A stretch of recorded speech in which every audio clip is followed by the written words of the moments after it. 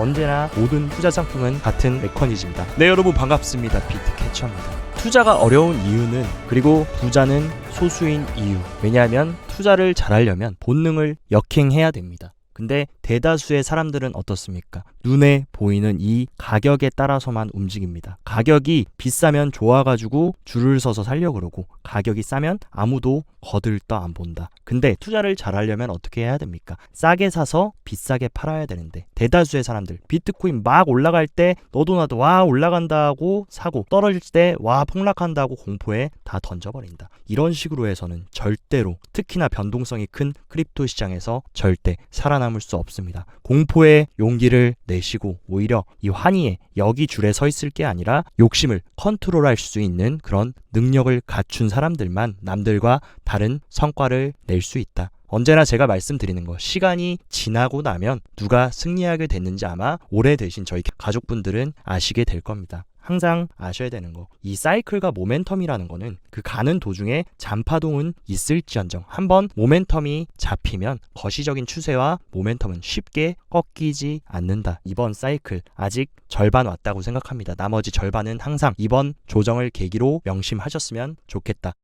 우리가 조금 더 멀리서 시장을 들여다보면 이번 이 조정 굉장히 무섭고 두려웠겠지만, 과거에도 언제나 반감기 직후에는 채굴자들의 항복으로 인해서 흔들기, 털기, 요철의 시기가 있었습니다. 그 다음에 언제나 그 반감기 이후 1년 후에는 어마어마한 신고점을 갱신하면서 사이클 꼭대기를 찍어줬던, 지금도 과거의 패턴과 전혀 다를 게 없다. 반감기 이후에 채굴자들 항복하면서 여기서 개인 털어주고 마지막 피날레를 반감기 이후 1년 동안 드라이브 해주는 모습, 저는 이번에도 과거와 전혀 다를 것 없이 그 비트코인 특유의 패턴대로 갈 것이라고 보고 있고, 또 세일러 형님이 굉장히 재밌는 영상을 하나 올려줬는데, 비트코인은 최고의 성과를 내는 자산입니다 하면서 이번에 폭스 비즈니스에서 방송에서 핵심 자산군 대비 성과 순위를 보여주는 그런 영상인데, 잠깐 보시면 Asset, the number one performing asset, Bitcoin, Bitcoin, Bitcoin, Bitcoin, Bitcoin, Bitcoin, Bitcoin, Bitcoin, Bitcoin.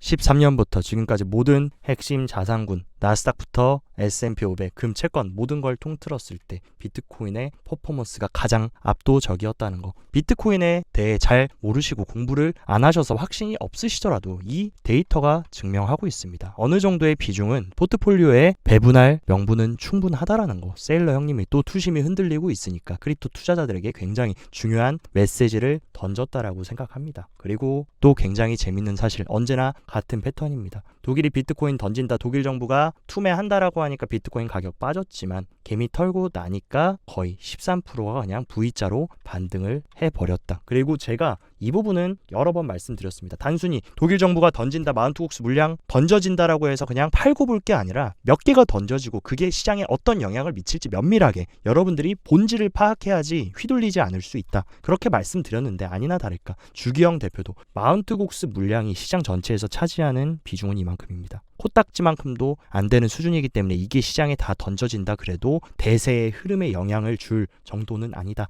제가 처음부터 말씀드린 내용이랑 일맥상통하는 얘기를 해주고 있고, 또 하나 여러분들이 잊으시면 안 되는 거, 마운트국스 물량이 이동된다라고 해서 독일 정부처럼 그냥 한꺼번에 다 팔아버리는 게 아닙니다. 마운트국스 채권자들은 강제로 매도하는 게 아니다. 누군가는 팔 수도 있고 누군가는 이미 100배 넘게 수익을 받기 때문에 조금 더 기다려서 아직 사이클이 진행되고 있다라고 생각하면 더 보유할 수도 있습니다. 그리고 비트코인이 $600, $800일 때부터 비트코인의 가치를 알아본 사람들이 상환 받는다라고 해서 일반 개미들처럼 바로 현금화하는 비율보다는 이 비트코인이 10년 동안 100배 올랐던 것을 직접 눈으로 지켜봤기 때문에 오히려 더 쥐고 갈 가능성이 크다. 그렇기 때문에 마운트국스 채권자들한테 다 돌아간다라고 해서 다 시장에 투매되는 건 아니라는 거 여러분들이 꼭 인지를 해야 됩니다. 그리고 이미 마운트국스 채권자의 65%가 상환됐지만 지금 가격은 어떻게 됐습니까? 가격은 오히려 상승했다. 그러니까 표면적으로 미디어에서 자극적인 기사, 공포를 조장하는 기사에 우리가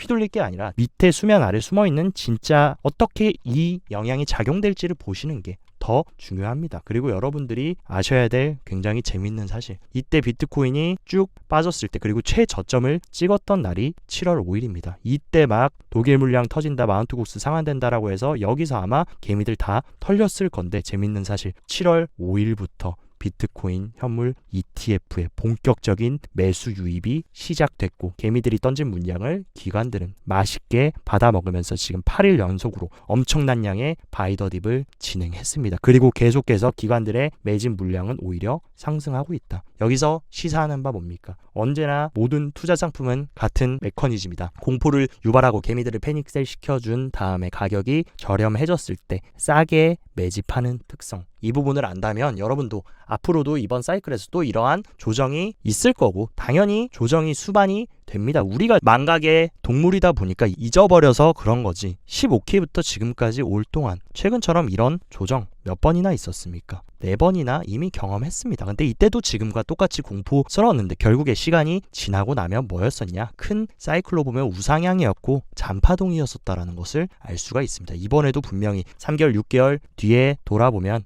그때 살 껄껄껄 하면서 기회였다라는 것을 인지하게 될 거다. 그리고 아직도 비트코인 가격은 다시 고점을 갱신하진 못했지만 오히려 비트코인 현물 ETF의 누적 유입량은 신고점을 갱신했다. 그 얘기는 뭡니까? 기관들은 오히려 쌀 때 더 많이 매집하고 가격을 떨어뜨려 놓은 다음에 싸그리 바닥에 있는 물량을 주었다라는 것을 알 수 있고 가격은 속일 수 있어도 온체인 데이터는 속일 수 없다라고 여러 번 말씀드렸는데 특히나 이 스마트머니 인덱스를 보면 이번 이 53K까지 한번 큰 눌림을 줬을 때 가장 많은 스마트머니들이 유입이 됐다. 여기서도 개미들이 투매하고 패닉셀한 물량을 받았다라는 것을 알 수 있습니다.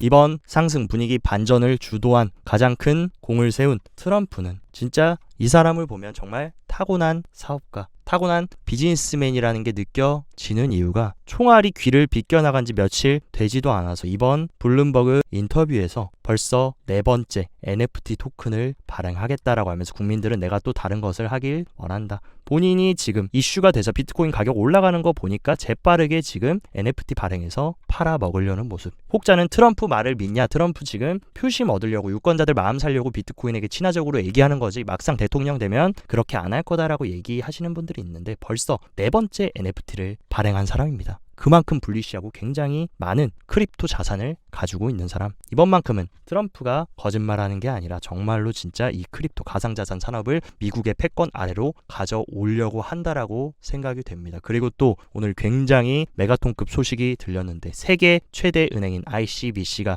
비트코인으로 금의 분할 가능성과 휴대가 불편한 문제를 해결할 수 있다라고 하면서 비트코인을 금지시킨 나라의 가장 큰 은행 그리고 전 세계에서 가장 큰 은행이 지금 비트코인을 립해줬다라는 거. 마치 이것을 알고 있다라는 듯이 트럼프는 어떤 얘기를 또 해줬습니까? 암호화폐 미국이 안 하면 중국이 뺏어갈 거다. 그러니까 지금부터 초석 다지고 적극적으로 혁신 추진하고 미국이 패권 잡아와야 된다라는 거. 트럼프도 아무 생각이 없이 이렇게 얘기한 게 아니라 분명히 들은 얘기가 있고 중국이 어떤 준비를 지금 수면 아래에서 하고 있는지 알고 있기 때문에 그리고 어느 정도 여기서 ICBC가 힌트를 줬다라고 생각이 됩니다. 그렇기 때문에 표면적으로는 비트코인을 금지하고 있는 중국이 다시 귀환할 거라는 소식들도 간간히 들려오고 있는데 이게 정말 팩트가 될 수도 있는 떡밥들이 계속해서 나오고 있다라는 거. 그리고 트럼프 캠프에 300만 달러의 상당히 가상자산 기부금을 유치됐다 하면서 이번 트럼프가 재선 캠페인의 중요한 자금원으로 크립토를 채택하는 움직임 이런 식으로 정치 후원금까지 크립토로 받아놓고 나서 나중에 당선되고 다른 얘기하면 얼마나 돌을 맞겠습니까? 그렇기 때문에 이렇게 크립토로 이번에 돈을 유치받아가지고 대통령이 된다라고 하면 분명히 크립토를 밀어줄 대통령이 될 것이라고 저는 확신하고 있다. 그리고 미국 암호화폐 회사들이 2년 동안 정치 로비에만 7,900만 달러라는 어마어마한 돈을 지출했고 무려 이 수치는 2017년에 비해서 무려 1,300%가 증가한 수치. 로비 활동이 계속 가속화되고 있다. 그만큼 미국 정치권에서도 크립토 시장의 영향력이 커지고 있다라는 거. 이 시장이 굉장히 중요한 산업이 되고 있다라는 것을 방증하는 소식이라고 생각됩니다. 그리고 지금 실리콘밸리의 진정한 큰손 부자들이 트럼프 지지로 돌아서고 있다라고 하면서 특히나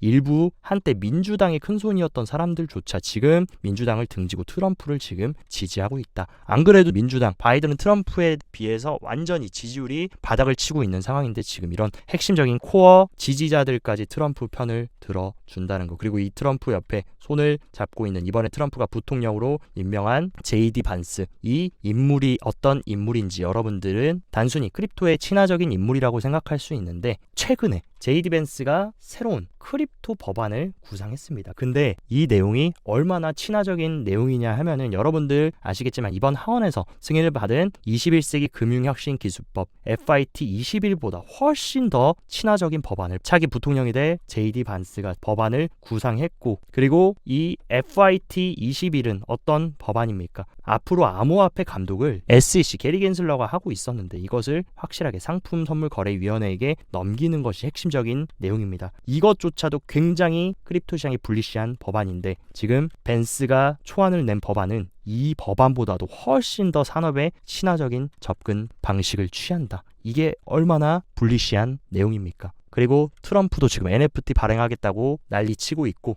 JD 벤스까지 20일보다 훨씬 더 친화적인 법안을 지금 준비하고 있다라는 거, 확실히 미국이 암호화폐 국가가 되려는 지금 초적들을 만들고 있다라는 거. 그리고 하반기 미국 대선도 호재지만 하반기에는 또 어떤 이벤트가 있습니까? 여러 번 말씀드렸지만 FTX의 채권자들 현금 상환이 기다리고 있는데 127억 달러가 현금으로 FTX 파산 당시 채권자들에게 돌아갈 것이고 이 자금은 다시 크립토 시장으로 유입될 수 있는, 그리고 이 127억 달러 플러스 여러분들이 놓치면 안 되는 거, 크립토 윈터 시기에 파산했던 제네시스 또한 파산 절차 마무리 후에 고객들에게 30억 달러의 현금을 반환한다. 그렇게 되면 30억 달러에 127억 달러, 157억 달러라는 유동성이 크립토 시장으로 유입될 수 있는 부분, 이 부분도 제가 봤을 때는 유동성 측면에서 굉장히 중요한 부분이니까 여러분들이 잊지 마시고 계속 추적해 나가야 된다. 그리고 이번 조정은 어떻게 보면 의도된 조정일 수 있었고 월가 세력들 그리고 강한 채굴업자들이 반감기 이후에 무너져 내리는 영세한 채굴자들을 삼키는 패권을 잡기 위한 그런 전쟁이었다라고 말씀을 드렸는데 해시리본이 어떻게 됐었습니까? 엄청나게 하락하면서 굉장히 많은 채굴자들이 반감기 이후에 채산성을 견디지 못하고 죽어나갔다. 근데 이번에 코인데스크에 어떤 기사가 떴냐? 미국에 상장된 비트코인 채굴업체의 주인 누굽니까? 블랙록, 피델리티, JP모건 이런 월가의 초대형 핵심 금융기관들인데 이 채굴업체들이 7월 글로벌 해시레이트 점유율 기록을 경신했다. 쉽게 말해서 영세한 채굴업자들, 이 월가가 가지고 있는 채굴업체들이 전부 다 삼켰다라는 것을 알 수가 있습니다. 그리고 JP모건이 심지어 어떤 얘기를 했냐? 미국에 상장된 비트코인 채굴업체 글로벌 해시레이트 점유율이 26.6%로 역대 최고치를 기록했다. 그러니까 비트코인이 채굴되는 모든 비중 중에 거진 30%를 월가의 채굴 기업들이 가져가고 있다라는 것. 지금 수면 아래에서는 미국의 채굴풀과 중국의 채굴풀 파운드리 USA와 엔트풀이 굉장히 강한 패권 싸움을 하고 있습니다. 그렇기 때문에 우리가 보이지 않는 곳에서 미국과 중국의 크립토 채굴 전쟁은 지금 계속되고 있고 이번 반감기 이후 조정 또한 여기서 중국도 미국도 작은 채굴 기업을 삼키기 위한 어떤 그런 조정일 수 있었다라는 것이 더욱더 명확해지고 있다. 그리고 우리가 또 놓치면 안 되는 사실, 크립토 시장의 세일러만큼이나 불리시하고 맥시멀리스트라고 불리는 블록의 잭도시가 만든 스타트업인 비트키가 문페이와 협력해서 비트코인 구매를 간소화한다. 그러니까 더욱더 비트코인에 접근할 수 있는 접근성을 접근성을 향상시키는 건데 180개국에서 이것을 상용화를 한다라는 거. 전 세계에서 조금 더 비트코인에 쉽게 접근할 수 있고 상용화가 된다. 그러면 어떻게 됩니까? 산업이 커질 수밖에 없고 당연히 가격 상승으로 이어질 수밖에 없다. 근데 여기서 또 중요한 키워드, 이 문페이가 어떤 기업입니까? 최근에 블랙록의 현물 ETF인 IBIT의 문페이의 최고 법무 책임자가 펀드 이사회에 들어왔다. 여기서 게임이 끝난 겁니다. 지금 블랙록은 안 끼는 데가 없습니다. 채굴 기업들 전부 다 지금 지분 가지고 있으면서 생산자 역할을 하고 있고 비트코인 현물 ETF를 통해서 판매자 역할을 하고 있고 비들 토크나 펀드를 통해서 RWA 시장까지 장악했고 그리고 USDC의 발행사 서클의 핵심 주주가 블랙록이다. 여기다가 스테이블 코인 시장까지 전부 다 가져가려는 모습. 이 블랙록이 어떤 판을 짜고 있는지 본다면 시즌이 종료가 될지 이제 후반전이 남아있을지는 너무나 명확합니다.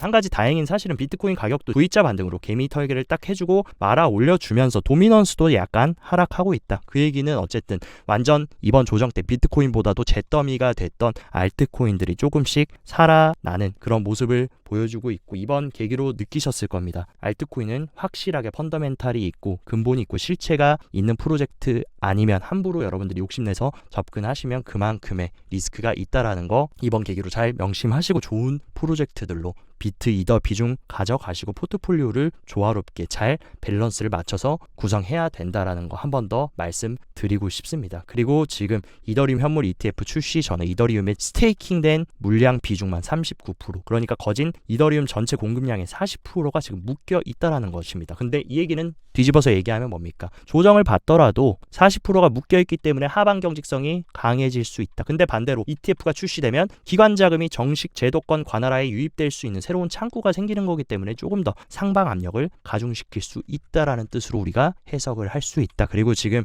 리테일 인베스터, 그러니까 개인 투자자들의 수요 보십시오. 개인 투자자들은 다 털렸습니다. 지금 기관들은 너도 나도 비트코인 싸다라고 사고 있는데 개인들은 다 털렸다. 근데 과거에도 이렇게 개인들이 털렸던 자리가 어떤 자리였습니까? 굉장히 좋은 상승장의 바이 더 딥 눌림목 구간이었다라는 거. 지금도 마찬가지다. 시간이 지나고 2달, 3달 뒤에 보면 이때와 똑같은 굉장히 좋은 바이 더 딥 구간이었다라는 걸 아마 여러분들도 깨닫게 되실 것이라고 생각합니다. 그리고 단기 트레이딩 하시는 분들 있으시기 때문에 파이어 차트도 오랜만에 한번 체크를 해보면 일단 가장 큰 고래인 갈색 고래와 보라 고래 모두 강력한 매수세에 동참하고 있고, 리테일들은 처음에 이 횡보 구간에서 매수했다가 안 올라가니까 또 바로 팔고 지금 던지고 있다. 이런 식으로 개인들은 팔고 있고 고래들은 사고 있고 가장 이상적인 상승장의 흐름으로 잘 가고 있다라는 거. 일단 66K 상단에 매도벽은 있지만 그렇게 강한 매도벽은 아닌 만큼 지금처럼 ETF 물량만 충분히 계속 들어와 준다면 충분히 긍정적인 움직임 살려서 갈 수 있을 것이라고 생각합니다. 오늘 영상도 시청 진심으로 감사드리고, 영상 도움 되셨다 하시면 좋아요, 구독 눌러주시고, 더 자세한 투자 전략 궁금하다 하시면 영상 하단 고정 댓글에 제가 운영하는 텔레그램 정보방 활짝 열어놨으니까 이쪽으로 들어가셔서 정보 잘 참고하시고 성공적인 투자 계속해서 이행해 나가시길 바랍니다. 언제나 제가 말씀드리는 배에 힘 딱 주고 가면 아직 사이클은 후반전이 남아있다. 그러니까 정진해 나가시길 바랍니다. 오늘도 시청 진심으로 감사드리고 여기까지 비트캐쳐였습니다.